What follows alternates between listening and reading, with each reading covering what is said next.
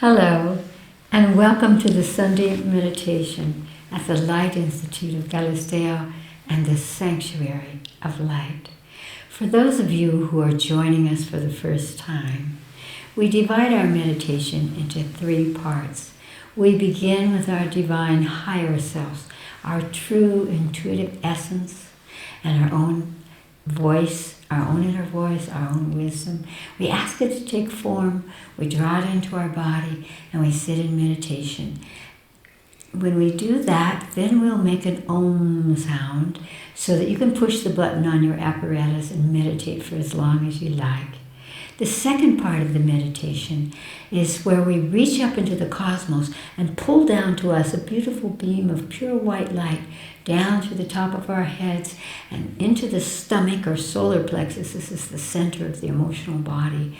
And from there we laser that pure white light out across the planet and back up into the cosmos. And we do that with our breath, breathing in, drawing it down, exhale, lasering it out.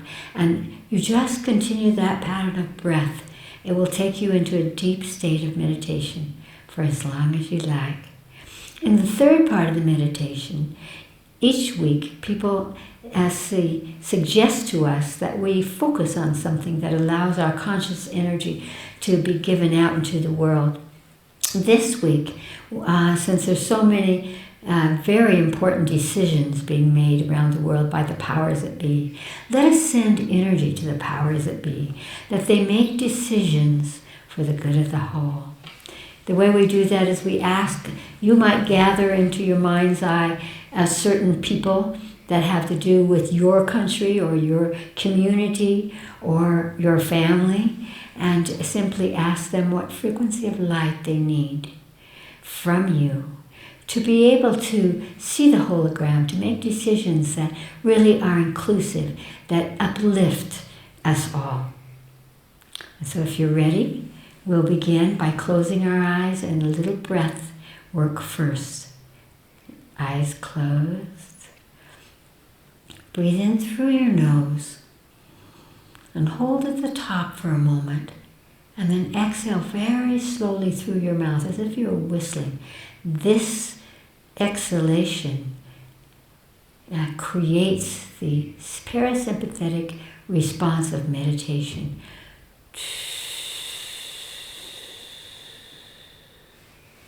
And once again, breathe in through your nose, hold at the top, and exhale slowly.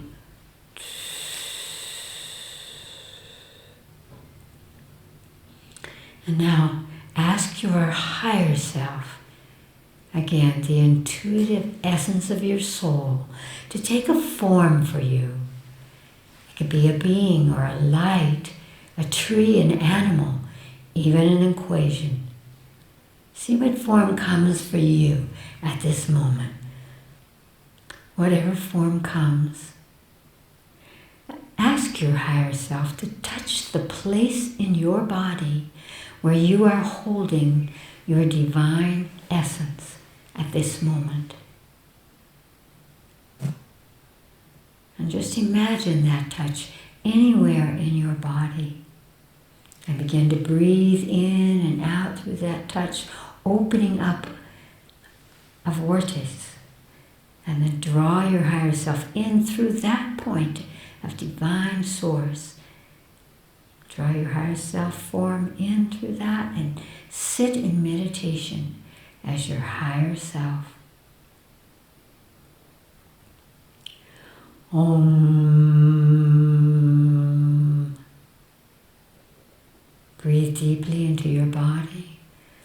Reach up with your consciousness into the cosmos and draw down a beam of pure white light through the top of your head, down into your stomach, your solar plexus, and from there as you exhale, laser that white light out across the planet, back up into the cosmos, and as you breathe in, draw it back down, laser it out, and just continue that. Om.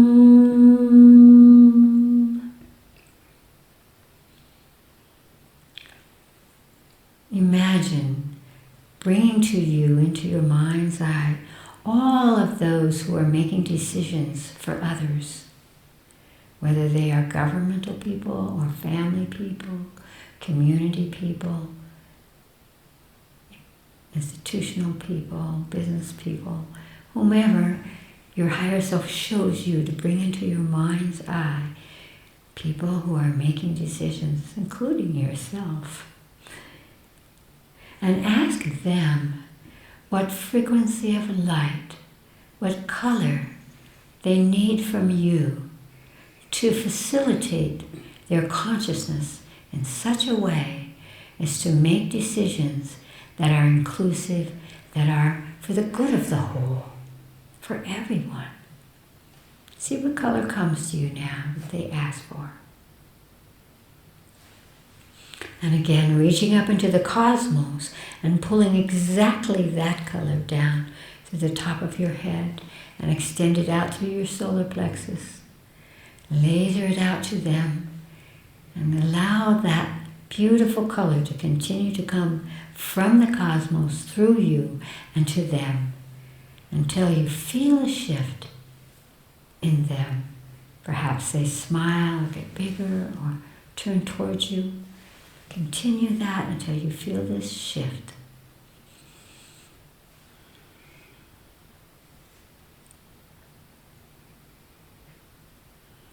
And take a deep breath into your body and open your eyes. Thank you for joining us when we meditate together, and we are from around the world. It makes a difference.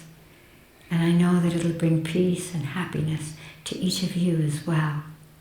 That's what meditation does. Meditation is life, and life is meditation. We have a second part to our meditation. It's called knowings. And people from around the world extend to ask questions every week that they would like for us to focus upon in order to uplift ourselves and illuminate ourselves. And Alison will tell us the questions that are coming for today. Alison? The first question is from Kristianstad, Sweden. Sweden. When we live with someone else, are we taking on extra problems or karma, or are we living with them to complete our joint karma together, with both of us sharing the same problems for spiritual reasons? I'm thinking of moving in with my boyfriend, and I'm hesitating greatly because he has so many problems with his family. Thank you, Chris Griscom, for any advice you may have. Well, first of all, I'm smiling and hoping that you're not saying that in moving in with your boyfriend, you're also moving in with his family. It is true that when we choose a lover, when we choose a companion, all of their family becomes a conversation for us. And I have noted that sometimes it's someone in the family that with whom you have the karma. That's why your higher self has magnetized that person to you. Isn't that interesting? And but I want to point out that karma never ends. You will never, with what you do in living with your boyfriend or not, complete some karma that you have from before. You might complete an aspect and allow an evolution of cause and effect, action and reaction, which are the basic laws of karma. But karma is simply those things of flickering, pulsing, continuing process of evolution. So I would not focus on the problems he has with his parents, with his family. Perhaps you are going to be the peacemaker. Perhaps you are going to be able to support a new coming together because of your presence, rather than it compounding the difficulties or the problems that you have with your boyfriend. And so think of it in that way. And what I would say to you is never give up an opportunity to love. We come to this planet to learn about the power of love and relationship. And so I would say that every relationship into which we enter is an opportunity to uplift our karma, which is simply, again, action and reaction, cause and effect. It could be a great, wonderful karma of evolution of our souls. And so allowing ourselves to fearlessly enter into a relationship and see what is there. It is true that very often, well, perhaps always, when you find a lover and you're going to be partners, that you've known each other before, and you don't know what was left off, but it will come up. And so what you want to do is to take everything and bring it to its highest octave. But don't be afraid that you might be hurt or that the problems might be too big, because anything we choose is a gift to our evolutionary process, and especially the opening of our hearts. So I wish you well, and go forward and see what's there for you. Great love. Allison? The second question is from Orlando, Florida in the U.S.A. What is the karma of seeing a terrible accident or being closely related to one through friends or family? Is it because I have this energy inside of me? Well, on one level it's true. There's nothing that we see or hear or engage in any octave that isn't somehow about us. But very often we think that it's going to be about us in a negative way, that you have magnetized being present or knowing about or experiencing this accident because of some karma. And what you may not think is that it could be that you are part of this story because you have something to give to it. Maybe you have a healing energy. Maybe you have some way of uplifting and supporting all the people who are involved directly into this accident. So really feel inside yourself this question, what can I give to this? Rather than, is this some terrible accidental memory inside me? If it is, you could simply say, where am I holding an experience like this of an accident?